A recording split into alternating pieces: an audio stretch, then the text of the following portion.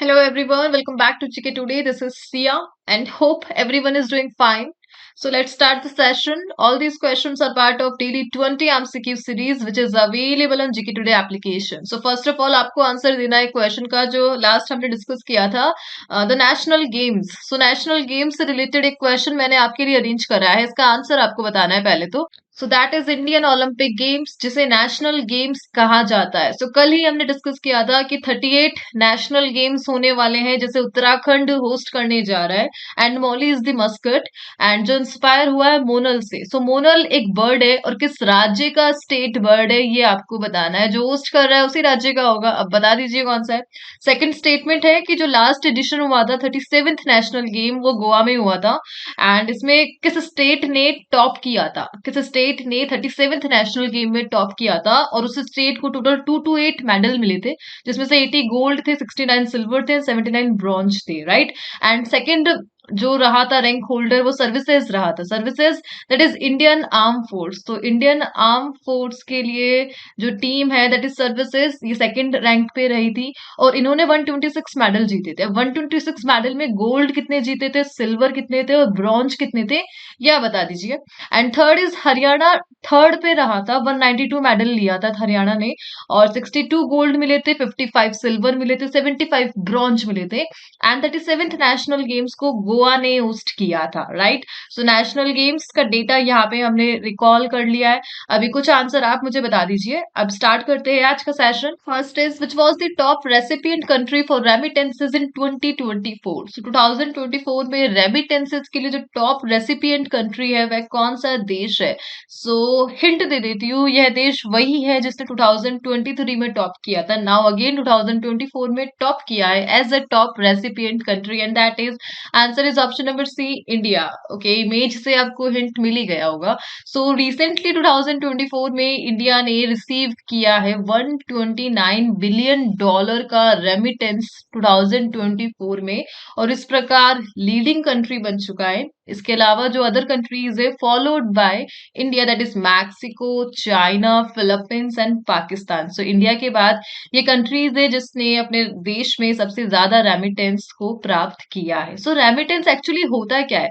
Simple words में अगर मैं समझाऊं तो जो माइग्रेंट्स है जो इंडिया को छोड़कर बाहर गए हैं वो अपनी फैमिलीज और फ्रेंड्स को जो मनी सेंड कर रहे हैं, गुड्स सेंड कर रहे हैं, वही है कहलाता है remittance. So basically home countries में जो पैसा भेजा जाता है एनआरआईज के द्वारा, माइग्रेंट्स के द्वारा, वह काउंट किया जाता है एज अ रेमिटेंस और एक कंट्री की इकोनॉमी के लिए, कैपिटल फ्लो के लिए काफी इंपॉर्टेंट रोल है रेमिटेंस का जीडीपी को इंक्रीज करने के लिए. और इस प्रकार इंडिया ने सबसे ज्यादा रेमिटेंस प्राप्त करा है बाहर के कंट्रीज से टू इंडिया. राइट. एंड इसी के साथ एज पर द न्यूज जो रेमिटेंसेज है लो एंड मिडिल इनकम कंट्रीज का वो कितना प्रोजेक्टेड है, 685 बिलियन डॉलर का रेमिटेंस आने वाला है लो एंड मिडिल इनकम कंट्रीज में एंड जिसमें ओनली फॉर साउथ एशिया के पास 11.8% का ग्रोथ रेट है रेमिटेंस के लिए. राइट. और 2024 में जो रेमिटेंस ग्रोथ है वो 5.8% एक्सपेक्टेड है और जो कि एफडीआई को भी सरपास कर रहा है. एफडीआई 41% से डिक्रीज हुआ है. राइट. सो एक सरप्राइजिंग न्यूज यह है कि इंडिया ने लास्ट टाइम कितना रेमिटेंस प्राप्त किया था. 8.95 लाख करोड़ का रेमिटेंस इंडिया के पास रिसीव हुआ था 2023 में. अब ये लाख करोड़ में है, इसे अगर मैं डॉलर में कन्वर्ट करूं तो डॉलर में ये हो जाएगा 105.28 बिलियन डॉलर 2023 में. 2024 में 129 बिलियन डॉलर आया है. 0.2% का इंक्रीजमेंट देखने को मिला है इंडिया के रेमिटेंस में. राइट. सो सिंपल आपको ध्यान रखना इंडिया ने ही टॉप करा है. 23 में कर लिया, 24 में कर लिया. सो बैंकिंग से रिलेटेड करंट अफेयर है ये. सो इसी से रिलेटेड कुछ क्वेश्चंस को हम रिवाइज करने वाले हैं. Let's move to the next slide. And that is according to the 2024 Sustainable Trade Index, which country ranks as the most sustainable trade economy. So most sustainable trade economy कौन सी रही थी इस index के according, that is New Zealand ने top किया था. Right. And which organisation has developed a catalyst to produce methanol using gases emitted from fossil fire power plants. So fossil fire power plant से जितने भी ग्रीन हाउस गैसेज प्रोड्यूस होती है, एक catalyst को यूज किया गया एंड मेथनॉल को प्रोड्यूस कर दिया, किस ऑर्गेनाइजेशन ने किया था? ये एनटीपीसी लिमिटेड ने किया था। And which country is the second largest user of non tariff measures in 2023 as per डब्ल्यूटीओ's world tariff profile report?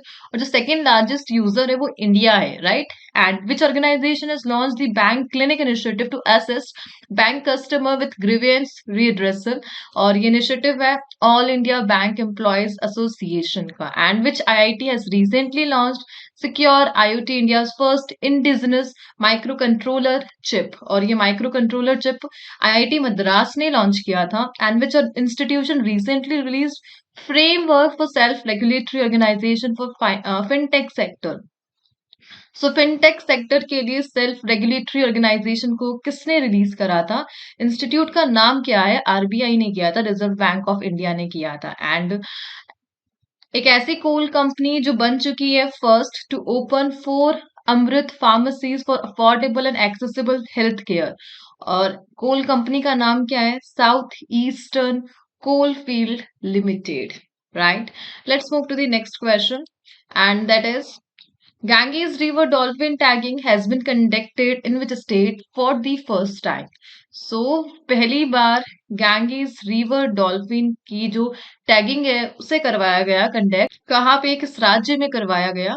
Answer is option number B, Assam. So recently जो first Ganges River dolphin tagging है वो असम में complete हुई, जो कि काफी अच्छा इनिशिएटिव है वाइल्ड लाइफ कंजर्वेशन के लिए।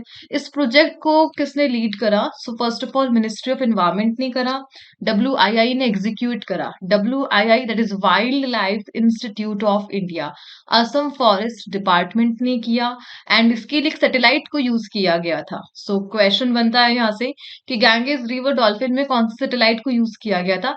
आरण्यक सैटेलाइट को यूज किया गया था, सो दैट डॉल्फिन को लोकेट किया जा सके और टैग सिस्टम किया जा सके, right? And as per the IUCN जो गैंगेस रिवर डॉल्फिन है उनका स्टेटस क्या है? इंडेंजर कैटेगरी में रखा गया है। और कौन कौन से रिवर सिस्टम में मिलती है? Nepal, India, Bangladesh river system में पाई जाती है गैंगेस रिवर डॉल्फिन, राइट? सो किस स्टेट का इनिशिएटिव रहा रिसेंटली टैगिंग के लिए? That is Assam. सो यहाँ पे देखिए वाइल्ड लाइफ इंस्टीट्यूट की बात की जा रही है। सो इसी के साथ हम एक एक्ट को पढ़ सकते हैं, that is wild life protection act 1972। So which government body is responsible for enforcing the Wildlife Protection Act 1972 in India? सो किसने अप्लाई किया था इस एक्ट को? It is by ministry of environment, forest and climate change. और कौन से year में आया था? 1973 में इफेक्टिव हुआ था wild life protection act, right? Let's move to the next one. So Assam से रिलेटेड करंट अफेयर्स को हम रिवाइज करेंगे। याद है अभी रिसेंटली असम में एक डिस्ट्रिक्ट का नाम चेंज किया गया था। सोचिए कौन सी डिस्ट्रिक्ट थी वो? करीमगंज डिस्ट्रिक्ट का नाम चेंज किया गया था और इसका जो न्यू नेम रखा गया था श्रीभूमि रखा गया था। एशियाटिक गोल्डन कैट ये कहाँ पे स्पॉट की गई थी? असम में बेसिकली 2-3 नेशनल पार्क है, 2 मुझे याद है। पहला कौन सा है? मानस। तो मानस में किया गया था, मानस नेशनल पार्क में। एंड एक ऑर्किड स्पीशीज को देखा गया था, दैट इज क्रैपिडियम असामिकम। कहाँ पे? असम का जो डिब्रू साइखोवा नेशनल पार्क है वहां पे स्पॉट किया गया था ऑर्किड स्पीशीज को। Recently 9 captive breed pygmy hogs को रिसेंटली किस नेशनल पार्क में रिलीज किया गया? मानस नेशनल पार्क में।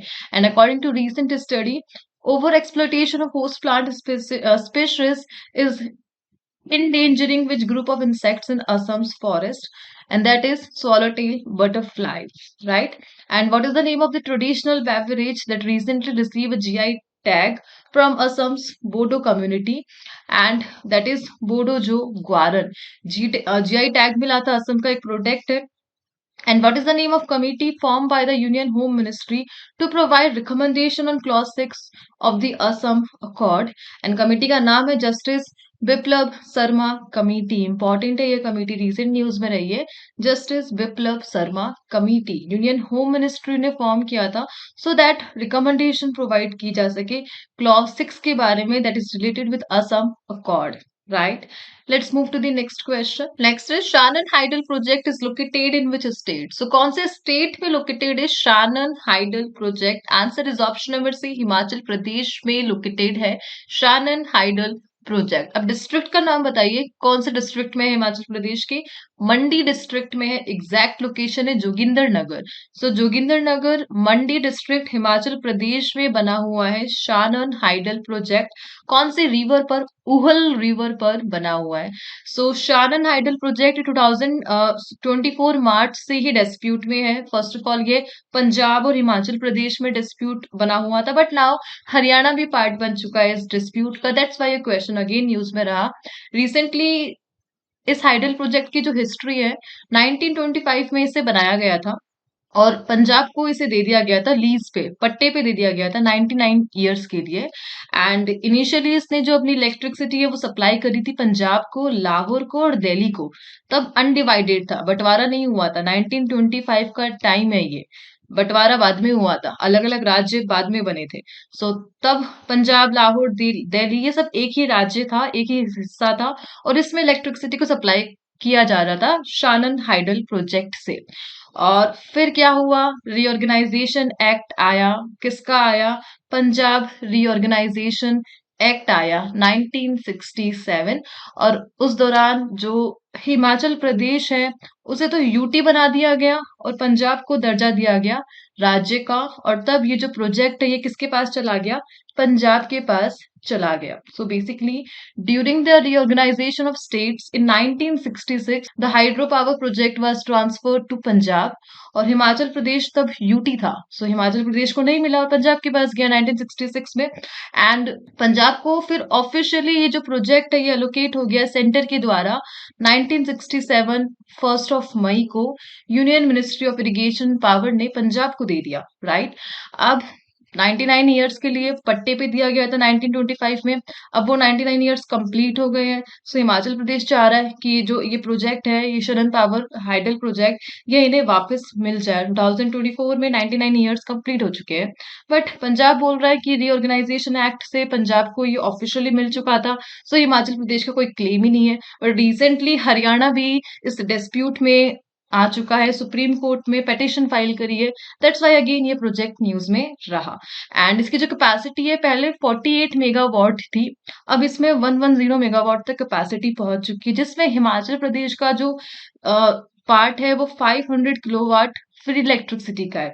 500 kilowatt free electricity Himachal Pradesh के पास जाती है. बट नाउ हिमाचल प्रदेश चाहता है कि फुल जो क्लेम है वो हिमाचल प्रदेश को मिल जाए. इसके लिए सेंटर के पास गया है. सेंटर का रिस्पॉन्स क्या रहा इस पूरे डिस्प्यूट के लिए? सो सेंटर ने स्टेटस को बनाने की अपील करी है कि जिसके पास जो है वो का वही रहे, स्टेटस को चलता रहे, राइट? एंड रिसेंटली यहाँ पे देखिए हाइड्रो प्रोजेक्ट्स की बात की जा रही है. काफी सारे हाइड्रो प्रोजेक्ट्स अभी न्यूज में रहे हैं. जस्ट लाइक आंध्र प्रदेश का रहा था, याद है कौन सा था आंध्र प्रदेश का अभी जो न्यूज में था, सोचिए. सो इससे अलावा खोरलुचू हाइड्रो पावर प्रोजेक्ट अभी न्यूज में था. किस कंट्री में लोकेटेड है? भूटान में है. And Punatsangchhu second hydro electric project, यह न्यूज में है. किस कंट्री में था? भूटान में. इंडिया का first green hydrogen fuelling station किस सिटी में एस्टेब्लिश किया गया है? लेह में किया गया था. Which organization has recognized the indigenously developed surface hydrokinetic turbine technology under the hydro category, that is CEA, Central Electricity Authority? Tato hydro electric project किस स्टेट में है? North eastern state Arunachal Pradesh में है. Subansiri lower hydro electric project किन दो state के border पर located है? अरुणाचल प्रदेश और Assam. Shanan hydro power project अभी हमने डिस्कस किया, हिमाचल प्रदेश में लोकेटेड है, राइट? एंड आंध्र प्रदेश का कौन सा था? दैट इज पोलावरम प्रोजेक्ट जो गोदावरी पर लोकेटेड है. Let's move to the next one. The crime and criminal tracking network and system has been conceptualized under which ministry? So जो CCTNS है उसे किस मिनिस्ट्री के अंडर कंसेप्चुलाइज किया गया है? The criminal tracking network and system platform. Answer is the ministry of home affair. So 2009 में launch किया गया था CCTNS प्लेटफॉर्म को. किसका पार्ट है ये? नेशनल ई गवर्नेंस प्लान का पार्ट है. एंड रिसेंटली इस मिशन के तहत 17,130 पुलिस स्टेशंस को कनेक्ट किया गया है किसके साथ? Crime and criminal tracking network and system के साथ, राइट? सो ये जो इनिशिएटिव है नेशनल ई गवर्नेंस प्लान का पार्ट है, जिसे 2000 करोड़ के बजट के साथ लॉन्च किया गया था, सो दैट जो पुलिस एफिशिएंसी है एंड ट्रांसपेरेंसी है उसे इम्प्रूव किया जा सके, राइट? सो सीसीटीएनएस का मेन ऑब्जेक्टिव क्या है, क्या काम करता है ये network and system? So basically crime data को रिकॉर्ड करता है, पुलिस को इंटीग्रेट करता है कोर्ट के साथ, प्रिजन्स के साथ एंड फॉरेंसिक्स के साथ अक्रॉस द कंट्री। सो जितने भी क्राइम रिलेटेड इंस्टीट्यूट है, इन्वेस्टिगेशन रिलेटेड इंस्टीट्यूट है, इन सबको एक ही जगह से डेटा प्रोवाइड कराने के लिए जो कनेक्शन का काम करता है, that is the crime and criminal tracking network system, right? And recently किस मिनिस्ट्री से रिलेटेड है? मिनिस्ट्री ऑफ होम अफेयर से रिलेटेड है। आगे बढ़ते हैं। एंड लॉन्च ईयर ध्यान रखना 2009 में इसे लॉन्च किया गया था, मिनिस्ट्री ऑफ होम अफेयर के अंडर काम करता है। एंड यहाँ पे देखिए एक टर्म यूज हो रहा है, that is India's national e governance plan. कब लॉन्च किया गया था नेशनल ई गवर्नेंस प्लान को? 2006 में लॉन्च किया गया था। ईयर इंपॉर्टेंट है। पर्पस क्या था गवर्नमेंट ऑफ इंडिया के इस प्लान का? सो जो गवर्नमेंट सर्विसेज है उनकी डिलीवरी को इम्प्रूव करना है इलेक्ट्रॉनिकली, ये इसका पर्पस रहा था। एंड ऐसी दो मिनिस्ट्रीज जो नोडल मिनिस्ट्री है नेशनल ई गवर्नेंस प्लान के लिए, so first ministry of IT, ये तो आपने आइडिया लगा ही लिया होगा, ministry of electronics and information technology, and second nodal ministry है ministry of administrative reforms and public grievances, right? And इसी के साथ नेशनल ई गवर्नेंस प्लान को 2006 में लॉन्च किया गया था एंड सीसीटीएनएस प्लेटफॉर्म इसी का पार्ट है। Let's move to the next question. Which village has become the country's first solar border village? So recently Bharat का एक विलेज बन चुका है कंट्री का पहला solar border village, and that village is Masali village. Masali village ये कहाँ पर लोकेटेड है? Answer is Gujarat. गुजरात में लोकेटेड है मसली विलेज, और इस प्रकार अभी रिसेंटली है बना है इंडिया का first border solar village. Pakistan से 40 किलोमीटर की डिस्टेंस पे लोकेटेड है इंडिया में, बॉर्डर अलोंग साइड, एंड यहाँ पे अप्रोक्स 800 पीपल रिजाइड करते हैं। ये जो विलेज है ये पार्ट है गवर्नमेंट ऑफ इंडिया के बॉर्डर डेवलपमेंट प्रोजेक्ट का, और इस प्रोजेक्ट का एम क्या है? 17 विलेजेस को फुल्ली सोलर पावर बनाना है, और इन्हीं 17 विलेजेस में पहला विलेज जो फुल्ली सोलर पावर बन चुका है दैट इज मसली विलेज, और ये कहाँ पर लोकेटेड है? गुजरात में लोकेटेड है। सो गवर्नमेंट ऑफ इंडिया ने 1.16 सीआर करोड़ रुपीस फंड किया था इस प्रोजेक्ट के लिए by the various sources, and इसी के लिए 59.81 लाख की सब्सिडी प्रोवाइड कराई थी पीएम सूर्यागर योजना के साथ, सो दैट प्रोजेक्ट्स को डेवलप किया जा सके, and different different banks and companies ने कंट्रीब्यूट किया था गवर्नमेंट के इस इनिशिएटिव के लिए। सो मसली विलेज का नाम ध्यान रखना है। एंड यहाँ पे देखिए एक टर्म यूज हो रहा है बॉर्डर डेवलपमेंट प्रोजेक्ट। सो बॉर्डर डेवलपमेंट प्रोजेक्ट को किसने लीड करा? सो फर्स्ट ऑफ ऑल हम इसको डिस्कस करेंगे। So border development project department of border management के अंडर आता है। कौन सी मिनिस्ट्री इसे इंप्लीमेंट कर रही है? मिनिस्ट्री ऑफ होम अफेयर कर रही है, एंड स्टेट गवर्नमेंट इस मिशन का पार्ट है, so that comprehensive approach set किया जा सके बॉर्डर मैनेजमेंट के लिए, राइट?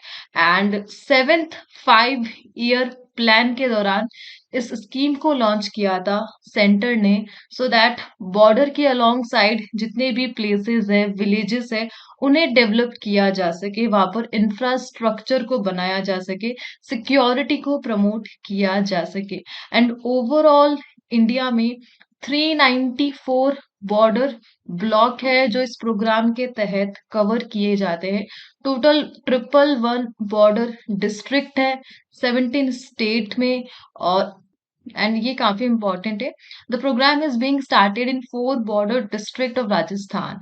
एक एग्जाम में एज इट इज क्वेश्चन आया था 1993-94 ईयर आपसे पूछा गया था, और कहाँ पर? राजस्थान में। सो सबसे पहले ये जो प्रोजेक्ट है 4 बॉर्डर डिस्ट्रिक्ट से स्टार्ट हुआ था राजस्थान में 1993-94 में, और इस प्रकार रिसेंटली इस प्रोजेक्ट के तहत मसली बन चुका है पहला solar border village in India, right? आगे बढ़ते हैं नेक्स्ट क्वेश्चन पे। सो गुजरात की बात की जा रही है। सो गुजरात के जो रीसेंट इनिशिएटिव है, हम उन्हें रिवाइज करेंगे। So, which city of Gujarat is being developed as India's first greenfield smart city, that is Dholera. Dholera को डेवलप किया जा रहा है और ये बन जाएगा इंडिया का पहला greenfield smart city. Recently the Gujarat government has established a caracal breeding and conservation centre in which district, Kutch में स्टार्ट किया जाएगा। एंड एक ऐसी सिटी गुजरात में जिसे सिलेक्ट किया गया है for the establishment of new semiconductor unit, Sanand को सिलेक्ट किया गया था। And what is the name of the cyclone जो रिसेंटली कच्छ कोस्ट में फॉर्म हुआ था? Cyclone Asna. And which ministry is the nodal body for the WHO global traditional medicine centre? And that is ministry of Ayush है। India ने एक agreement sign किया था एक कंट्री के साथ so that national maritime heritage complex को डेवलप किया जा सके। कहाँ पर? लोथल गुजरात में। और कौन सी कंट्री के साथ? वियतनाम के साथ ये MOU हुआ था। And which community has been demanding that 49 district be carved out of parts of Rajasthan, Madhya Pradesh and Gujarat and Maharashtra to establish their separate state. So Bhil community थी, Bhil community. ये लोग चाहते हैं कि मध्य प्रदेश, गुजरात, महाराष्ट्र, राजस्थान से कुछ डिस्ट्रिक्ट निकाली जाए, टोटल 49, और एक अलग राज्य बना दिया जाए। भील कम्युनिटी की अपील थी है, right. Let's move to the next one. And what is the name of the campaign launched during the 4th Good Governance Week 2024? So recently 4th Good Governance Week यह न्यूज में रहा। And किसने launch करा है इस campaign को? Answer is option number B, Prashasan Gaon की ओर। So recently प्रशासन गांव की ओर कैंपेन को इनिशिएट किया गया।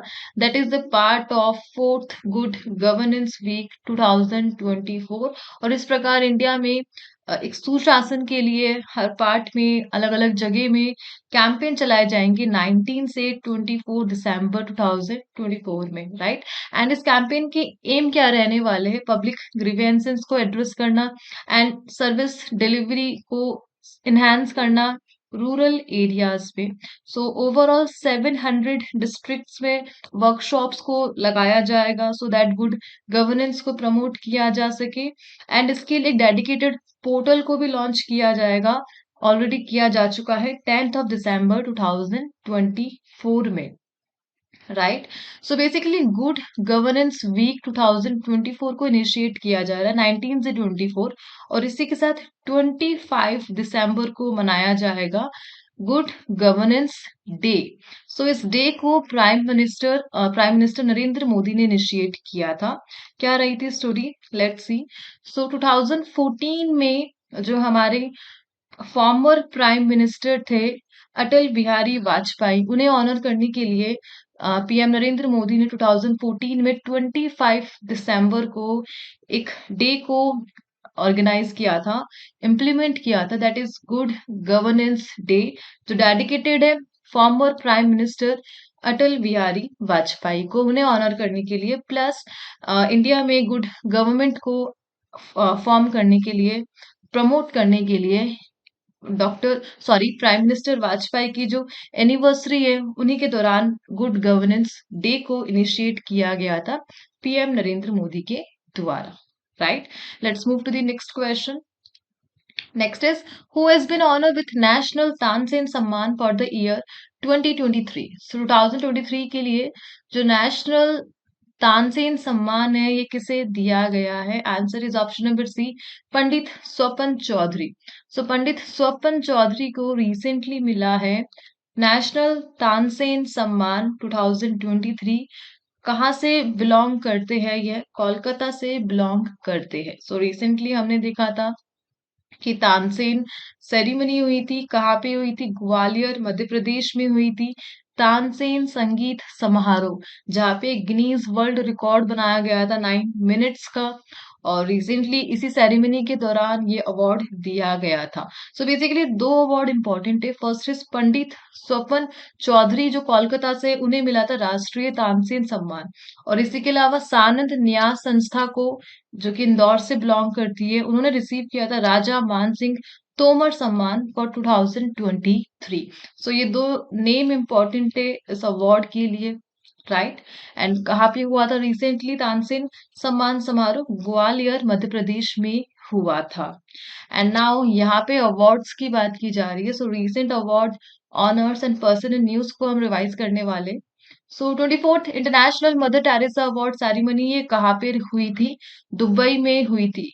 Next is recently Navy Chief Admiral R. Hari Kumar has awarded an on-the-spot unit citation to which Indian naval ship for anti-piracy operation, and that naval ship is INS Sharda को मिला था. And Muralidhar Chandrakant Bhandare, who recently passed away, was the former governor of which state? Orissa के former governor थे. मालती जोशी, इनका निधन हुआ था, किस फील्ड से एसोसिएटेड है? स्टोरी टेलर है ये। रिसेंटली डायरेक्टर जनरल कौन बने हैं? सशस्त्र सीमा बल के। Who has been appointed? Amrit Mohan Prasad बने हैं। And next is Luis Montenegro become the new prime minister of which country? Portugal के बने हैं ये। एंड मिदोरी प्राइज किन्हें मिला था recently? That is vera Voronova and Isabel Augustina को मिला था, right? Let's move to the next question. And next one is milkweed plant is primarily found in which state? So milkweed plant अभी news में रहा और किस state में primarily ये पाया जाता है? Answer is Rajasthan, Karnataka and Tamil Nadu में पाया जाता है milkweed plant, right? So basically milkweed plant से मिल्कवीड फाइबर को रिसीव किया जाता है। यह जो प्लांट है ये इंडिया का नेटिव नहीं है, ये नॉर्थ अमेरिका का नेटिव है और राजस्थान, कर्नाटका, तमिलनाडु एरिया में इसे उगाया जाता है। सो जो रिसेंटली जो मिनिस्ट्री ऑफ टेक्सटाइल है वो रिसर्च कर रही है इनोवेटिव नेचुरल फाइबर्स के लिए, और इसी के लिए उन्होंने अपनी रिसर्च में इंक्लूड करा था मिल्क वीड फाइबर को, जिसके जो मिलता है किससे? मिल्क वीड प्लांट सीड से मिलता है। बेसिकली इस फाइबर को किसके लिए यूज किया जाता है? किस मेडिकल ट्रीटमेंट के लिए यूज किया जाता है? कैंसर थेरेपी में इसे यूज किया जाता है। एक लाइट वेट फाइबर है, बायोडिग्रेडेबल है एंड वाटर सेफ्टी इक्विपमेंट के साथ यूज करना एप्लीकेशन में एप्लीकेबल है ये है, राइट? सो मिल्कवीड प्लांट ये नॉर्थ अमेरिका का नेटिव है। रिसेंटली जो मिनिस्ट्री ऑफ टेक्सटाइल है इन्होंने इस पर रिसर्च किया और ये कैंसर थेरेपी में यूज किया जाता है। Let's move to the next one. Which organization published the Coal 2024 Analysis and Forecast to 2027 report? So इस report को किस organization ने publish करा? IEA ने करा, that is International Energy Agency. So International Energy Agency ने एक report को publish किया था, नाम Coal 2024 है and basically ये predict करती है global coal ट्रेंड के लिए। सो इस रिपोर्ट के अकॉर्डिंग जो कोल डिमांड है वो डिक्रीज हो रही है एडवांस इकोनॉमीज में, बिकॉज हम जो ग्रीन हाउस गैस एमिशन है उन्हें प्रमोट नहीं कर रहे हैं। सो कोल ऑब्वियसली इसकी जो डिमांड है वो डिक्रीज होगी। ग्रीन पावर पे फोकस किया जा रहा है, हाइड्रोजन पावर पे फोकस किया जा रहा है, बट कुछ कंट्रीज में ये जो कोल डिमांड है ये बढ़ती नजर आ रही है, जैसे लाइक इंडिया, चाइना, इंडोनेशिया। और इंडिया में सबसे ज्यादा ग्रोथ देखी जा रही है कोल डिमांड की as per this report, right? और सबसे ज्यादा जो हाईएस्ट रिकॉर्ड है ग्लोबल कोल प्रोडक्शन का वो कहाँ पर हाई देखने को मिला? 2024 में इंडिया में मिला। इंडिया ने 1 बिलियन टन्स का जो टारगेट है उससे एक्सीड करा है कोल प्रोडक्शन में। 2023 में 10% ग्रोथ रेट थी एंड 2024 में 8% ग्रोथ, राइट? सो इस रिपोर्ट को आपको ध्यान रखना है किसने रिलीज करी है? इंटरनेशनल एनर्जी एजेंसी ने करी है, IEA, that is international energy agency. So foundation year कौन सा है इंटरनेशनल एनर्जी एजेंसी का? 1974 है।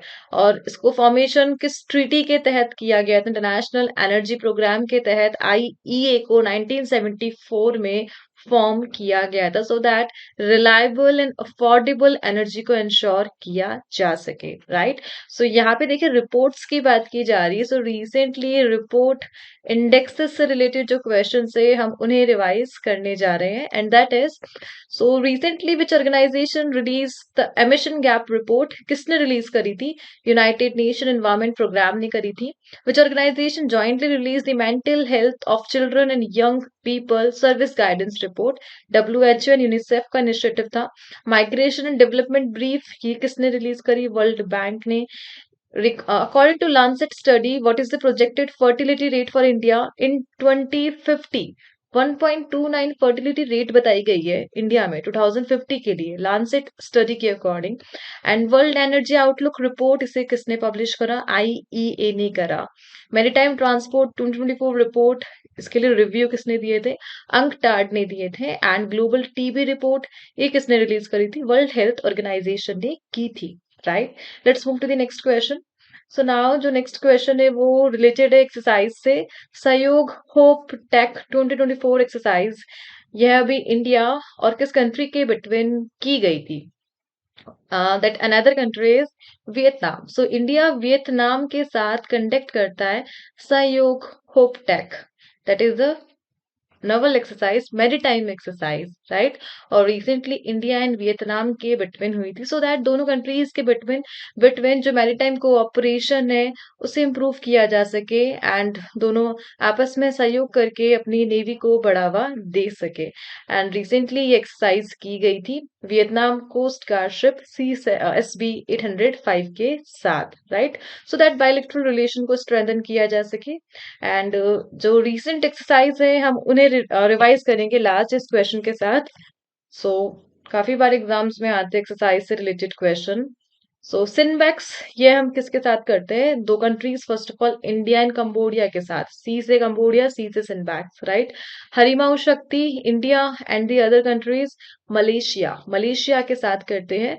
एंड बायलेटरल मिलिट्री एक्सरसाइज थी इंडिया एंड सिंगापुर के बिटवीन अग्नि वॉरियर. कहाँ पर हुई थी? महाराष्ट्र में हुई थी. इंडियन कोस्ट गार्ड ने कंडक्ट कराई थी इंडिया की largest national maritime search and rescue exercise किस सिटी में? कोची में. संयुक्त विमोचन ये किस टाइप की एक्सरसाइज है? इंडियन आर्मी ने होस्ट किया था. एक humanitarian assistance and disaster relief exercise है. साइबर सिक्योरिटी एक्सरसाइज जिसने नेशनल सिक्योरिटी काउंसिल ने कराई थी, नाम क्या था? Bharat national cyber security exercise, right. And Indian coast guard ने एक रीजनल लेवल पर पॉल्यूशन रिस्पॉन्स एक्सरसाइज को कराया था उड़ीसा के कौन से पोर्ट सिटी में? पारादीप पोर्ट में कराया था, राइट. फाइन. सो इसी के साथ यहाँ पे हमारे क्वेश्चंस का एनालिसिस कंप्लीट होता है. नाउ स्टार्टिंग में जो क्वेश्चन मैंने आपसे पूछा था उसके आंसर्स देख. सो मॉली रिसेंटली मस्कट बना है 38 नेशनल गेम्स का. मॉनल से इंस्पायर्ड है. उत्तराखंड का स्टेट बर्ड है. 37th नेशनल गेम्स में गोवा में हुए थे एंड टॉप किया था महाराष्ट्र ने. महाराष्ट्र ने टॉप किया था 80 गोल्ड 69-79 के साथ. एंड 126 मेडल सेकंड नंबर पे सर्विसेज को मिले थे जिसमें से गोल्ड आए थे 66, 33 ब्रॉन्ज आए थे एंड सिल्वर आए थे 27.